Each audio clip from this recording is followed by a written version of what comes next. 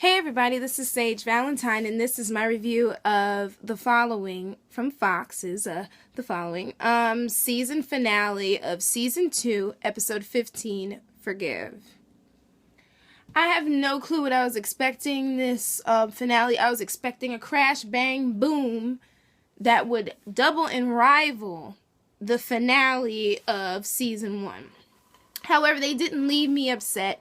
I was not in the least disappointed, and in fact, the ending was so, open for interpretation for every viewer, but I think I kind of have a hang on who that could be, who that mystery person was at the end of the episode, but I digress, and I will get to that as well as my other theories about season 3. And I am so looking forward to the panel at New York Comic Con. It is ridiculous. Wow. I'm just so, oh my gosh, I was here for it all season. I was so happy when it started in February. Stayed up every single week. I stayed in front of the TV waiting for the show to come because I absolutely love The Following. But let's get to this review, and here we go.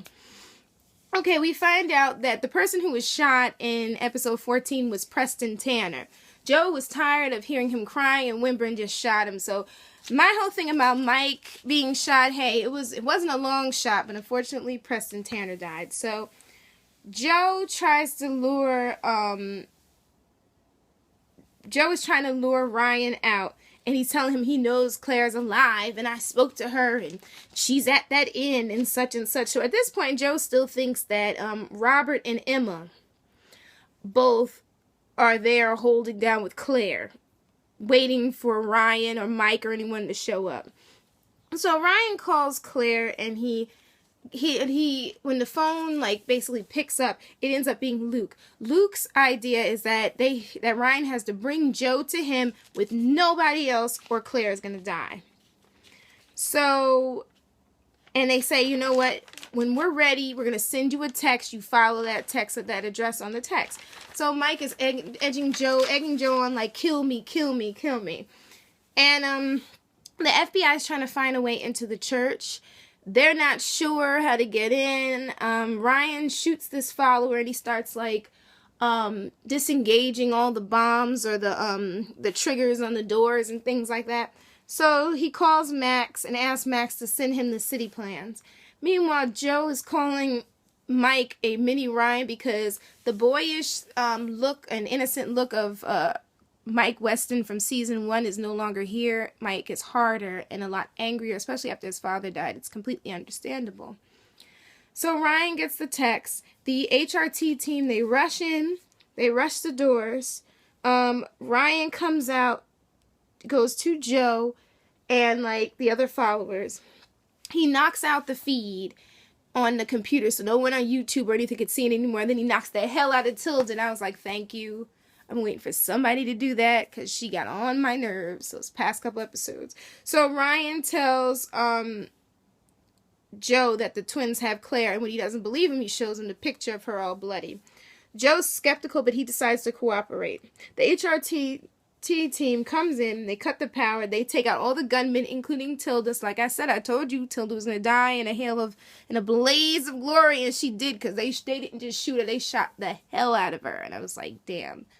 Well, you kind of deserved it, Miss Tilda, anyway, considering all the stuff you did. But I think all those followers kind of knew, this is the end game anyway. So, Ryan takes Joe out the back, and no one notices anything because Joe, is just well, shouldn't I be wearing some type of disguise? And Ryan just decks him right in the nose. I said, wow, and he's covering his mouth.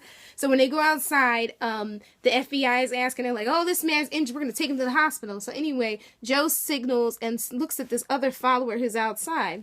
So Joe and Ryan are in the car, and they're riding to the hotel. And Ryan says this ends today. Joe just wanted his name to live forever, and he feels like he accomplished that. So I guess Joe, like I said before, after Mandy died, Joe is ready to go home. He's ready to die. He's over this. So anyway, he said, when I die, I hope you and Claire can find a way to be happy. He says, you know what, you and I are basically the same person. So Max and Mike are trailing, but they're going to wait until Joe and Ryan are at a certain distance, then they're going to start going. So I guess when they're out the city, they're going to start driving. But Mike seems a bit off, and Mike's been off all season. Even before his father died, he's been a little iffy because of what happened, and it's Mike has changed so much. And the twins take Claire to this hidden house, and they're going to have some type of family dinner. I said, oh God, please don't say they have Lily's body like dug up or something sitting in there. It was bad enough when they were eating that cake with Mandy sitting in there. And on a side note, I'll get to it. But anywho, a car runs Ryan off the road, and it's like an old-fashioned van, and it runs him off the road, and they grab Joe. And, like, I'm thinking, oh, great, Joe's going to get away. Joe takes one of the men, I guess they give him a gun. I think they take Ryan's gun. Joe kills the followers and then grabs up Ryan, and I guess they get into the van. So Max is worried because Ryan isn't answering his phone. It's daylight now, because when they left, it was pretty dark. So Joe and Ryan pull up to the house, and Joe's reading this note, and Ryan's just like, give me your gun, and Joe's just like, listen. He was like, I saved your life. I'm not going to try to kill you. He's trying to convince him that he's a friend. This whole scene to me is kind of weird, like what Joe's doing psychologically, but Joe, for whatever reason, always seems like he's a step ahead of everybody else, to the point, like, this whole psychological thing. It's this whole English major thing. If you're an English major, you studied English in any way, you know, English majors, for the most part, have the way with words and can talk their way out of anything. Talk their way into anything and do anything, document-wise, anything at all. I'm an English major, so I know. Anywho, they go into the house, music's playing. My mom identifies it as Sammy Davis Jr.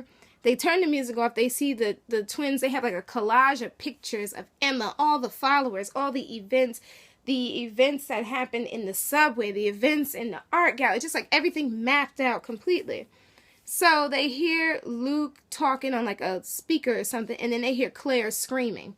So they're all running. So Ryan and Joe run downstairs. They run to the basement, and they're afraid to open the door, but then they do. It's like a cellar or whatever, like where you hang the meat, I think it's like that.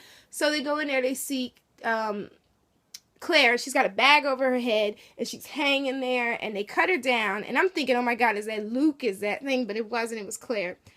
So she was like so happy to see Ryan, but she was even more shocked to see Joe. Like, oh my God. So then Luke tosses in a can of, I think it was tear gas. They're all knocked out. And I'm saying to myself at this point, if the twins live to season 3, I'm done. Like, because we don't need any more of that crazy at that point.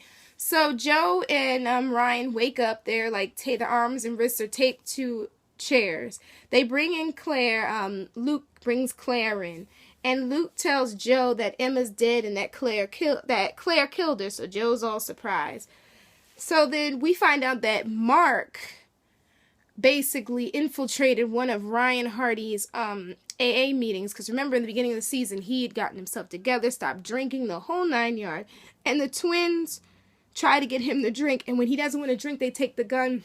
Luke takes this revolver, puts a bullet in, and just basically like fires a shot at Claire, and it doesn't go off because there's obviously it's a 6-cylinder, but you got 5 more left. So it's basically him playing Russian roulette basically with Claire's life. So he said, if you lie, I'm gonna pull the trigger on Claire. So he takes the vodka, and after Ryan says, you know what, I'll take a drink, pours it like down his throat, all on his face. He's just covered in vodka. So Luke, it's like talking to Joe and said, you know, Lily sacrificed everything and you just pushed her aside. They act like Lily was a saint. If you've been watching this season, you know Lily was nobody's saint. But anywho, Mark says, Joe, you should have stayed dead. Everything you did was an epic fail. And Joe apologizes for hurting Lily, which I find kind of odd. But like I said, this is Joe's end game at this point. Mike comes up in the conversation, just like, well, Mike ruined Max's career. Ryan, you're supposed to be the good guy. That's against the rules. You can't be the bad guy and the good guy. And Joe reveals to them that Ryan, like them, gave into revenge. When Ryan was 17, his father was killed. Ryan found the killer, killed that person, and he's basically Joe's rationale is like he's after Joe for absolution, whatever you want to call it, for what he did. So Ryan just starts freaking out. He's like, who will forgive me? He said, there is no God. And I'm just like, at this point, Joe has a way with words. It's that English major, literary major, extra smart PhD thing, just talking his damn way. That's what Joe does every season. If you haven't seen season 1, watch season 1. Joe talks his way out of everything, including this season. He talked his way out of everything, including this. But at this particular point, like Joe was in control of this situation. So anyway, the twins say, you know what? I think it's Mark who says, you know what, Ryan? We're going to keep you alive. We're going to kill Max and Mike. And at this point, all of a sudden, you hear a gunshot, and Luke is like shot through the shoulder. And then this like gunshot and like firing and all this stuff. Then all of a sudden, I think Mark might have gone down, or he ran out the room or something. And Luke is using Claire as a human shield. So Claire is like running with Luke, and all of a sudden she knocks the hell out of him and kicks him down the steps. I'm like, get him, Claire. So then it's basically Mike is walking and then in the house because Max is trying to untie Ryan. So Mike is in the room or whatever he's like walking, trying to find Mark. Then all of a sudden they start fighting, just fighting down. And he has a gun on Mark, and then Luke hits Mike, and Max goes, and Max appears, and she shoots Luke in the head, and Luke is just dead. Mark is just out of it, because like I said in the last review, these twins can't really understand or can't grasp the concept of death. He was trying to put his head back together. I'm like, dude, he's dead. Like, you can't do anything with him. So he grabs him. He's pulling him out the room. Meanwhile, Max is tending to Mike. Claire's running, but Joe grabs her by the throat. He's all emotional, talking about he's sorry for killing her. Joe's twisted logic. So then all of a sudden, here comes Ryan, and it's Joe versus Ryan, and they're fighting, and then all of a sudden, Ryan gets the upper hand. He has the gun on Joe, and everyone, including on social media, is like, listen. They're like, kill him. I'm like, no, he can't kill him because it'll be the end of the show, and plus he can't kill him because there's no point to killing him at this point. Like, he had a reason in season 1 to kill him.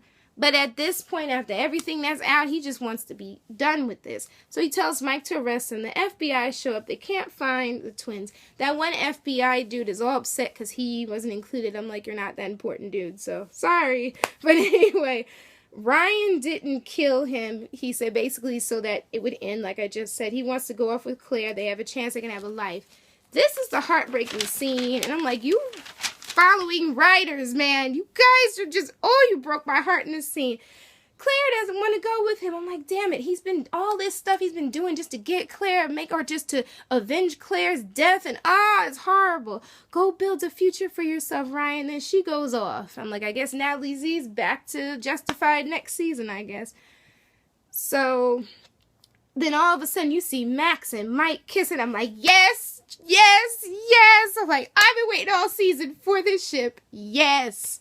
So I said, this shippy poo, I'm so happy. It's rising. And they just kiss. And I'm like, they're a new item. Hopefully nothing happens to her next season, by the way. Or Mike.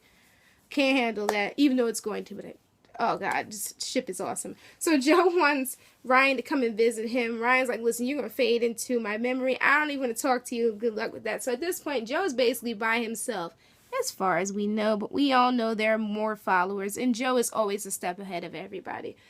But anyway, Ryan goes home. He's doing something normal. He's eating. He has food. He's putting down his gun. He's like eating or whatever. So he sleeps. He's like sleeping. He wakes up. And there's like a pillow, and it's covered with blood, and there's Luke's dead body, and he gets up, and then Mark is behind him, he's talking, so then he realizes he's asleep again, and he's breathing hard. So I'm like, I guess that's a foreshadowing for Mark to be coming after Ryan next season. I don't know. So then you see Mark pulling Luke towards this truck, and he puts him in the back seat, and he checks him again and sees that Luke is dead. So he gets in the front, and he said, I didn't know who to call.